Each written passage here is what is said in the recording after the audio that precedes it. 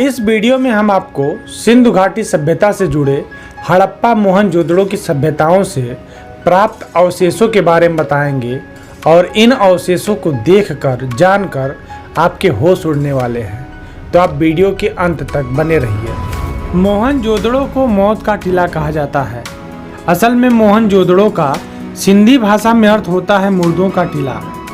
मोहनजोदड़ो सिंधु घाटी सभ्यता का एक नगर है जो विशालकाय टीलों से भरा हुआ है।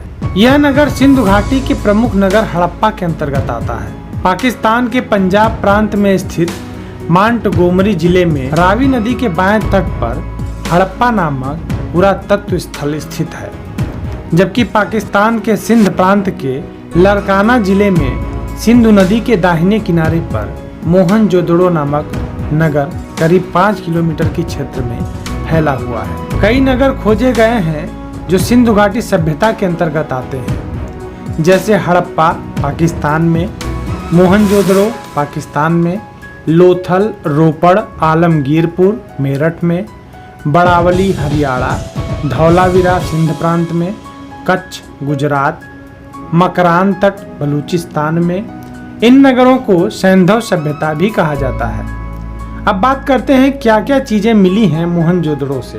हड़प्पा तथा मोहनजोदड़ो में असंख्य देवियों की मूर्तियां प्राप्त हुई। अर्थात मोहनजोदड़ो से प्राप्त सामान्य तथा मूर्तियों से पता चलता है कि हिंदू धर्म कितना पुराना है। लगभग सारे अवशेष हिंदू धर्म से जुड़े हुए हैं। सिंधु घाटी की सभ्यता को दुनिया की सबसे रहस्यमयी सभ्यता माना जाता है, क्योंकि इसके पतन का खुलासा अभी तक किसी ने नहीं कर पाया है। हालांकि ऋतिक रोशन की मूवी मोहनजोदड़ो में इसके पतन के लिए एक बहुत बड़ा बांध के टूटने से पुरानी सिंधु सभ्यता जलमग्न हो गई थी और उसके बाद गंगा नदी के किनारे पर नई सभ्यताओं की शुरुआत हुई। चार्ल्स मेसन ने 1842 में पहली बार हड़प्पा सभ्यता को खोजा था। बाद में भारत पाक के बंटवारे के पहले ही दयाराम साहनी ने 1921 में हड़प्पा की आधिकारिक खोज की थी। इस खोज में माधव स्वरूप ने उनका सहयोग किया था। हड़प्पा और मोहनजोदड़ो की सभ्यताओं से कई रहस्यमयी चीजें मिली हैं जो हिंदू धर्म से जुड़ी हुई हैं, जैसे मूर्तियां, पुराने बर्तन तथा कंकाल भी मिले थे। मूर्तियों में देवी देवताओं के साथ साथ पुरोहित की मूर्ति, बैल, नंदी बैल, मातृदेवी, बैलगाड़ी और शिवलिंग तथा अन्य कई अवशेष मिले हैं जो आज तक कोई बता नहीं पाया है कि आखिर यह किसके अवशेष हैं। मोहनजोदड़ो के लोग अनाजों की खेती के साथ साथ सूती कपड़े के लिए कपास की खेती भी करना शुरू कर दिए थे। तांबे व लोहे के बर्तन भी बनाते थे। अधिकांश मिट्टी के बर्तन का इस्तेमाल करते थे तथा नील भी पैदा करना शुरू कर दिए थे। अभी कुछ समय पहले पता चला है कि जो ये स्नानागार स्नान करने के लिए उपयोग किया करते थे, उसमें ईंटों के बीच में चारकोल का भी इस्तेमाल किया करते थे, जिससे पानी का लीकेज न हो पाए। इसका मतलब ये है कि चारकोल के बारे में भी ये जानने लगे थे। मोहनजोदड़ो नगर में बड़े बड़े घर, चौड़ी सड़कें, ढेर सारे कुएं, नालियां व पशुओं या मवेशियों के लिए रहने की व्यवस्थाएं थी, जिससे पता चलता है कि ये नगर कितना विकसित था। यहाँ तक कि स्विमिंग पूल के आकार का स्नानागार भी बनवाया गया था और ऊपर से ढका हुआ भी था, जिसका सपोर्ट 20 खंभों पर आश्रित था। यह कुंड 8 फीट गहरा, 23 फीट चौड़ा तथा 30 फीट लंबा ईंटों का बना हुआ था, जो वाटर प्रूफ था। इसका इस्तेमाल नगर के बड़े बड़े लोग किया करते थे। इस सभ्यता का अंत कैसे हुआ, इसके पीछे कुछ विशेषज्ञों का मानना है कि कई सालों तक बहुत भयंकर सूखा पड़ा, जिससे संसार की सभी सभ्यताएं प्रभावित हुई।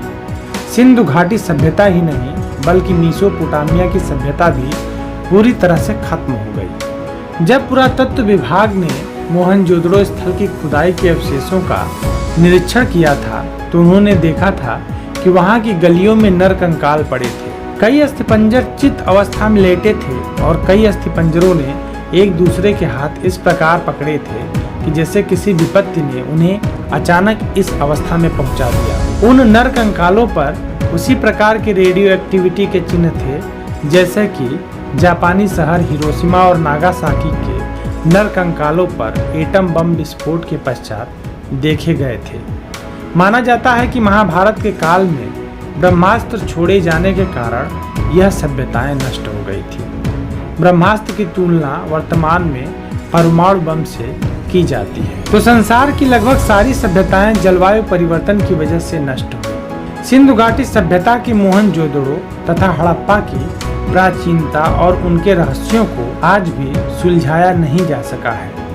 इतने सारे रहस्यों की कड़ियां हैं कि आज भी पुरातत्व वैज्ञानिक इन कड़ियों को जोड़ने में लगे हुए हैं। तो दोस्तों, आप सबको क्या लगता है कि इन सभ्यताओं का अंत कैसे हुआ? कमेंट करके जरूर बताएं। वीडियो देखने के लिए आप सभी का बहुत बहुत धन्यवाद।